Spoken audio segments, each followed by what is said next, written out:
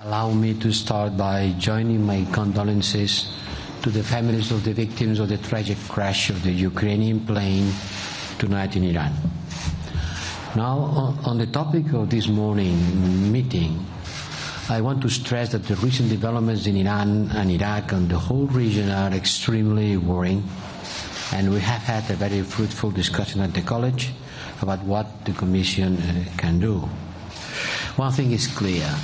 The current situation puts at risk the efforts of the past years and also has implications for the important work of the anti-Daesh coalition. The latest rocket attack on air bases in Iraq used by US and the coalition forces, among them European forces, are yet another example of escalation and increased confrontation. It is on no one's interest to turn up the spiral of violence even further. As an immediate next step, I have convened an extraordinary meeting of the Foreign Affairs Council for this Friday. We will have to leave Croatia first, with the 28 member states, and we will discuss what the European Union can do in the short and the medium and long term to help to stabilize the region. We have been talking with the colleagues also on the situation, as you said, Madam President, of the JCPOA, which is today more important than ever because it's the only place where we can sit together with the Russian and Chinese to talk on a multilateral basis about many risks that we are facing. It's one of the most important tools of the non-proliferation and regional security. I invited the Foreign Affairs Minister of Iran to pass by Brussels. Maybe we'll have a meeting soon in order to together analyze the situation of this agreement in which the European Union has put a lot of effort in order to maintain it after the withdrawal of the United States.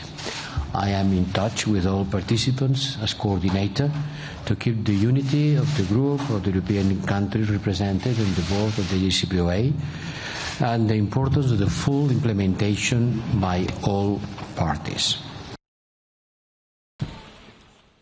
So today I start with Iran. Qasem Soleimani was responsible for the death of countless innocent people. He destabilized many countries. For decades, he sowed fear and misery and anguish, and he was planning much worse.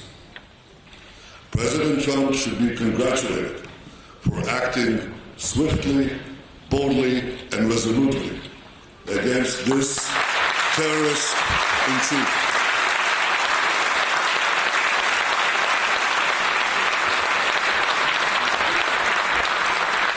For acting against this terrorist in chief, who was the architect and driver of Iran's campaign of carnage and terror throughout the Middle East and throughout the world. What I'm saying here today, openly, and what I've said in recent days, many, many leaders in the Middle East think. It's very important to say, as I do now again, that Israel stands completely beside the United States and behind Iran.